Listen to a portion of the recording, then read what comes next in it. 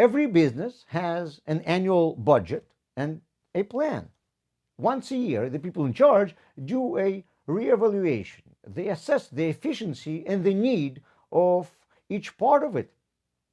For some tasks, they might see that they need to hire additional people, and some jobs will end up being cut.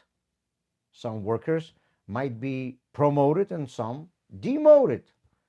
Maybe now they will find room in the budget for long awaited amenities that employees wanted.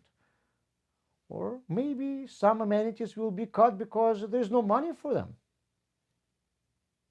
For employees, this annual reevaluation of the business is the moment when decisions about their work conditions, work load, and work itself are being made. For them, this is somewhat of a day of judgment. Businesses have this day of judgment often on the anniversary of their opening because they worked for a full year and now they want to see what they have done. God also once started a new venture. It is called our universe.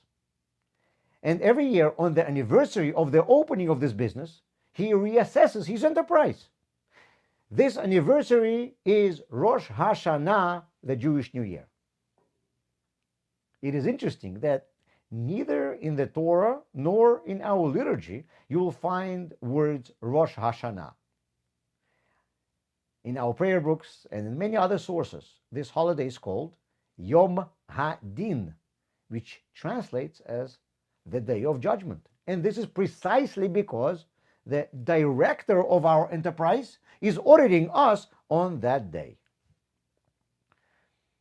Yom Kippur is a day of atonement. On Yom Kippur, we ask the boss for forgiveness for not doing at times what we had to, and we tell him how we will fix our performance for the future. But here comes a question. A day of atonement and forgiveness should be before the judgment day, not after. Yom Kippur should be before Rosh Hashanah, not a week later. Imagine you are standing in front of a judge in court. Will you ask for forgiveness and say how you will improve your behavior before he issues his ruling about your destiny, or after? After the decision, no one will listen to you anymore. They'll say the ship has sailed. Imagine a student gets a bad mark on his exam. Some teachers will say, "That's what he deserves. Let his parents punish him. Next time he'll try harder." And then there are teachers who after that will call this student over and go with him through all of his mistakes. And some will even let him retake this test afterwards. The second teacher is definitely a better educator. A student of the first teacher may be left without an opportunity to understand what was his mistake. He may leave with the feeling that the teacher is not fair, the teacher doesn't care about him, or maybe even that this teacher has failed him on purpose. A student of the second teacher will sooner correct his mistakes, and he sees that this teacher is concerned about him understanding the material.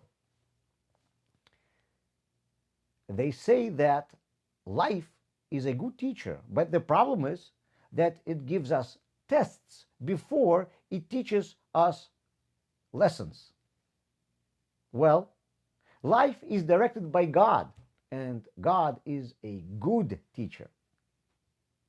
The Day of Atonement and Forgiveness follows the Day of Judgment because God gives us an opportunity to correct our mistakes after the exam.